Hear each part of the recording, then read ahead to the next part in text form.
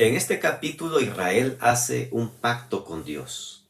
Moisés, cuando bajó el monte, contó al pueblo todas las palabras de Jehová, y entonces el pueblo contestó: cumpliremos todas las palabras que Jehová ha dicho, según el verso 3. Pues qué obediente se ve el pueblo acá. Pero esta respuesta era una respuesta rápida y no era otra cosa que el impacto de la escena que observaron en el monte, lo que les impulsó a decir: obedeceremos a Jehová. El miedo a ser consumidos por estar ante la presencia divina fue que los hizo decir: cumpliremos y obedeceremos. Sin embargo, como veremos un poquito más adelante, una semana después, ellos estarían quebrantando el pacto, adorando el becerro de oro. Habiendo recibido la respuesta del pueblo, Moisés hizo dos cosas. En primer lugar, escribió todas las palabras que Jehová le había dado en el monte, pues para que quedara por escrito y así transmitirlo a las generaciones subsiguientes.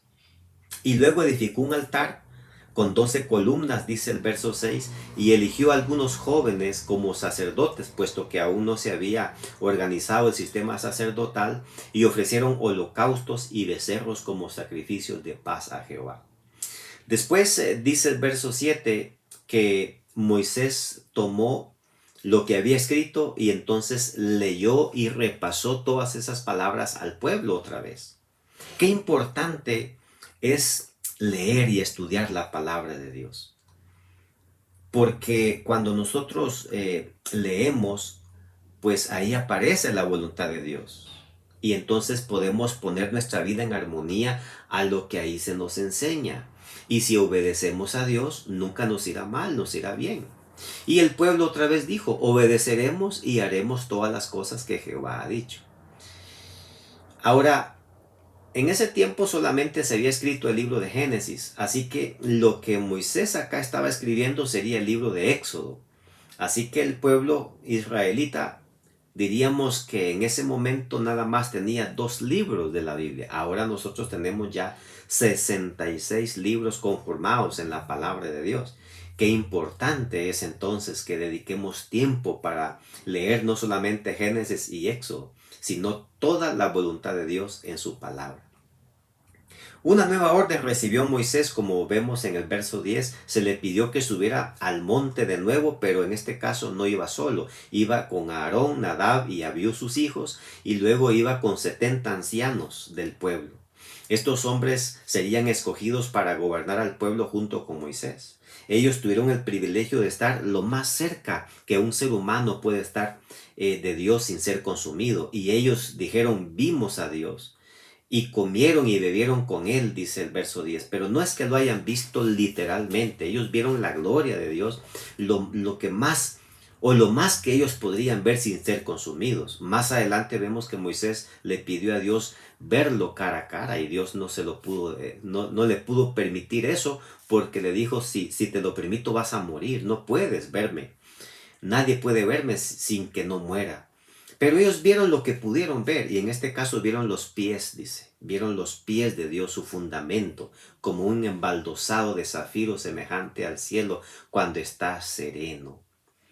Pero una experiencia mucho más rica e intensa tendría Moisés. Los 70 ancianos deberían de haber bajado del monte juntamente con Aarón y sus hijos. Una vez tuvieron esa experiencia hermosa. Pero ahora se le pide a Moisés que suba otra vez y ahora él va a ir solo. Esta sería ya la quinta vez que Moisés está subiendo al monte. Llegando a cierto lugar con la compañía de Josué, dice la Biblia que ahí esperó 6 días, en el cual durante ese tiempo él permaneció en espera, de tal forma que Dios le iba a llamar. No podía aproximarse si Dios no le llamaba. Y esos fueron días sin duda de íntimo examen de conciencia de Moisés. Hasta que finalmente llegó el 7.º día, Dios lo llamó a subir él solo, mientras Josué debía quedarse esperando en ese mismo lugar. Moisés subió a la presencia de Dios, donde estuvo más cercano que los 70 varones que subieron antes, y estuvo Moisés en el monte 40 días y 40 noches con Dios. Ahí él recibiría la información contenida en los próximos capítulos del Éxodo, todo el libro de Levítico, hasta el capítulo 9 de Números aproximadamente. Iba a pasar una gran cantidad de información allí en esa reunión que Moisés, como veremos a partir de estos próximos días, Moisés luego contaría al pueblo todo lo que Dios le dijo, especialmente con relación a la confección y la construcción del santuario. Ahora no solamente Moisés tiene la oportunidad de acercarse al monte o a la morada de Dios. Ahora nosotros también tenemos la oportunidad de acercarnos confiadamente al trono de la gracia, dice Hebreos capítulo 4. ¿Cómo podemos lograr esta experiencia? Queridos hermanos, en la cámara secreta de la oración privada.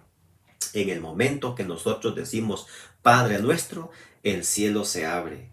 Y esa es la experiencia más hermosa que un ser humano puede tener. Fue la experiencia de Daniel, de Pablo, de Jesús, de Juan, de todos los hombres y mujeres en muchas épocas de la historia humana. Se dice que David Livingstone, quien sirvió desde 1840 hasta 1871 en las selvas de África, fue encontrado de rodillas junto a su cama en una actitud de oración cuando él murió.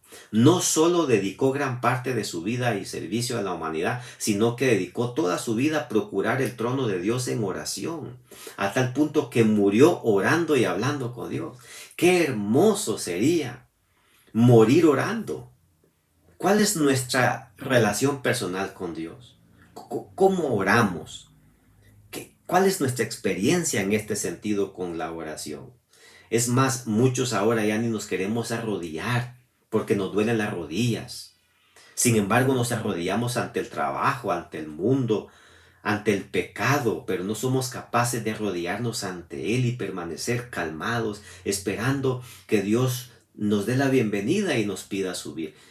Yo quiero motivarte e invitarte a que hagas un plan de devoción personal en el cual decidas entrar a la cámara de Dios, a la cámara secreta de Dios y comunicarte con Él por medio de la oración. Que Dios te bendiga.